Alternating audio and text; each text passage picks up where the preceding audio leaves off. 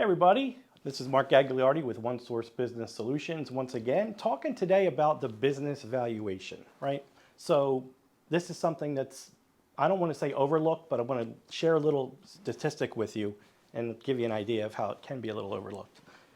This was done by a prospective study by an insurance company in Massachusetts. It's about 2018. So these figures will vary. I've seen them from 70 all the way up to 98%.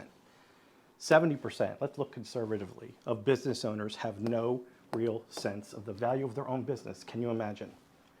To me, that makes no sense at all, right? This is your livelihood. This is the blood life of what you do for your family and your existence and your lifestyle and your interests.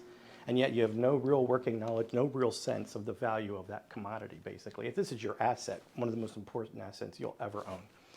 So let's take a look at that, right? What are the needs for a business valuation? There are a few, and we're going to kind of dive into them a little bit here. I'm not going to get crazy with explanations, but a lot of them are self-explanatory. So the business valuation is your baseline. It is the benchmark for what you need to do moving forward. It will be the measure that you use for anything moving forward. Business planning and expansion, right?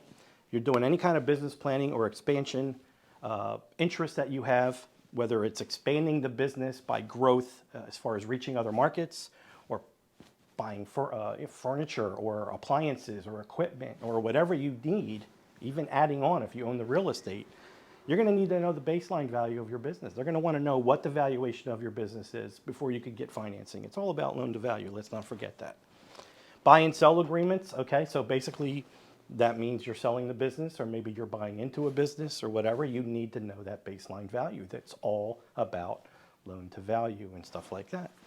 Bank financing is a perfect segue into that. So banks have their parameters that you have to meet. A lot of the banks today, or the commercial banks, are not warehousing those loans. They're actually selling them to the investors, and they're just basically servicing them. So there's all kinds of parameters and guidelines that have to be met. Baseline value is one of the things that they measure by. So again, loan to value. Any disputes, litigation, settlements, divorce, pretty self-explanatory there. So every one of them has to do with one another, so to speak. So anytime you have a divorce, there's going to be a litigation measure, maybe a dispute or a settlement. Could go with buy-in or buyouts of any kind of partnership agreements or anything like that, operating agreements through partnerships. Those could all be contested, and you need value to establish that baseline. Mergers and acquisitions, that gets into a little bit more than probably what most of this audience is going to be involved with. But again, the intricacies of companies that are in those positions, other holdings, very intricate framework, stockholders are involved, all kinds of stuff. So there's definitely measures that need to be in place for establishing a baseline value of the business.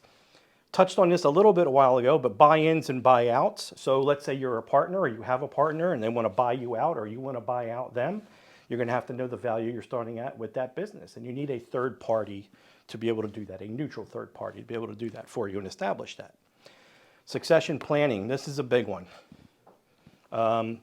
Everything starts with this as well. So if you're setting up for retirement, or you're in a situation where there's death or incapacitation or a serious illness, again, you need to know the value of that business moving forward so that things and remedies and measures can be put into place. The last reason, which is the most important reason, is you just need to know. This is really the basic fundamental of it all. The industry standard is having valuations done every 2 years, updating them every 2 years, having them done. When you don't know from the very beginning, you need to have that so you can set your baseline or your benchmark moving forward. You're going to see where their progress may be. If there's not progress in that value, then maybe that's going to be a red flag, and you have to kind of reevaluate where you're going. The bottom line is, we are OneSource Business Solutions. We can help you figure all this kind of stuff out. Valuations are essential. It is a business expense, of course, but it's also tax deductible, and you have to look at it as it is an investment in your business. Once again, Mark Gagliardi from OneSource Business Solutions. Thank you so much for taking the time. Have a great day.